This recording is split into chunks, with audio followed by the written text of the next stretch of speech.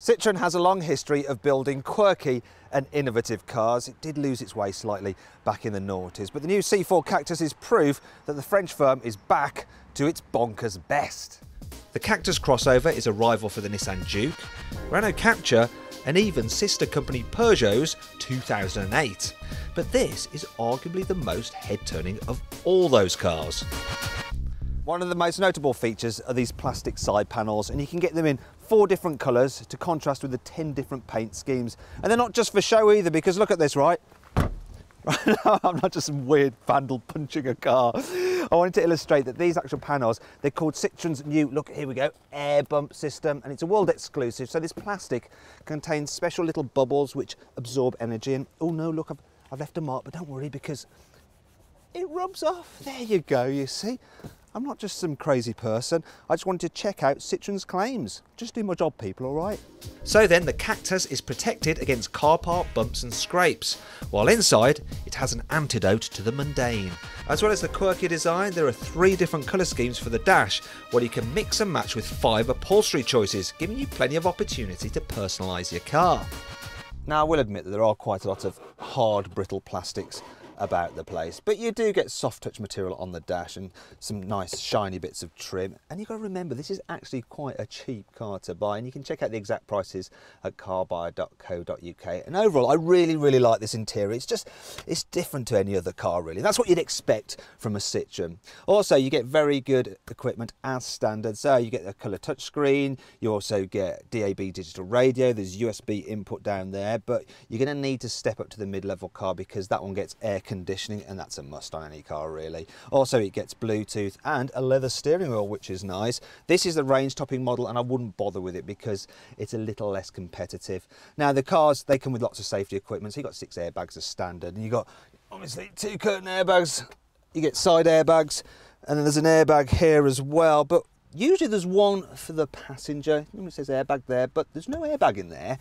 Can you guess where the airbag might be? You give up? Okay, it's actually up there in the roof, and that's another world first on this car. And if you look here, you can see the sign there. Look, it comes out the roof. So, yeah, Citroen is innovating. This has allowed Citroen to make better use of the space in the dash and fit a top-loading glove box. In fact, the Cactus has plenty of use for cubby spaces. Cubby spaces are good in the back as well. For instance, there's a nice little slot in the top of the door where you can store your mobile phone. There's a huge door bin just down here, easily enough space for a 1 litre bottle of water, and there's easily enough space for adults back here, actually. So this seat is in my usual driving position, and as you can see, knee room is good. If I sit up straight, you'll notice that headroom is a bit tight. I'm 5'11", and I can just about squeeze my fingers between the roof and my head. Now, the reason for that is this panoramic sunroof. It's optional. If you don't have it, there is more headroom. But in this particular instance, I would say get it. It's a £400 option, and it just lets so much light flood into the cabin. It feels real spacious back here as a result of that roof. And you might notice, look, it has no sunblind like other panoramic roofs, and that's because it can actually block out UV light, so it keeps the cabin nice and cool without the need for a sunblind. And you know, if you want to carry 3 people here in the back, you can, because well, this central seat, it's not raised up that much like in other cars. So if I shuffle across, headroom's well, it's exactly the same as in the outer seats, and yes, there is a hump just here on the floor. But because the footwells are nice and large, there is enough room for everyone's feet. So this car is good for carrying rear passengers. The C4 Cactus is a very cheap car to run. All models do more than 60 miles per gallon. There's even a diesel which will top 90 mpg, though it's the petrols which really make the most sense.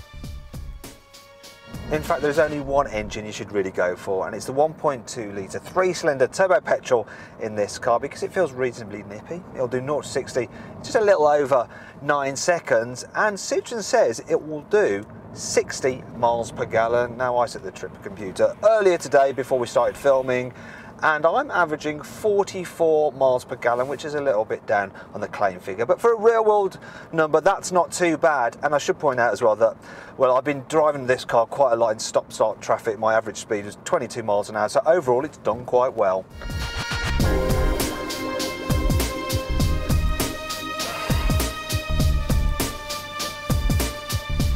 The C4 Cactus is a reasonably quiet car to travel in, considering it is slightly taller than other vehicles, and obviously that gives you a good view out, and all-round visibility is very good as well. It's comfortable too. The suspension, the way it deals with bumps is really good. It just glides over imperfections in the road. The only minor downside to the suspension is that when you hit a real severe bump, you do get this kind of banging sensation into the cabin, like you're down in some posher cars, but that doesn't happen very often really. The car handles well enough, though that soft suspension setup does mean it leans a bit more in the corners and isn't quite as fun to drive as a Skoda Yeti. What's more, unlike the Yeti and the Nissan Juke, you can't get the Cactus with all-wheel drive. There are some other things about the driving experience which do let the Cactus down ever so slightly. For instance, the gearbox, the manual gearbox, well, it feels about as loose as a gearbox in a car with about 200,000 miles on the clock, because look at this, I've got it in gear, but look, it's moving about like it's in neutral, it's just so baggy. And then there's the brakes, then the opposite in fact, you just brush the brake pedal and it's coming to a sudden halt, and that's a problem with all Citroen cars actually. Their brakes seem overly assisted. Another issue I have is that you can't get the seats with lumbar support, so if you're thinking about buying this car, you definitely have to go for a long test drive to make sure that it's going to be comfortable for you. And then there's a steering wheel. You can alter it for height, but you can't alter it for reach.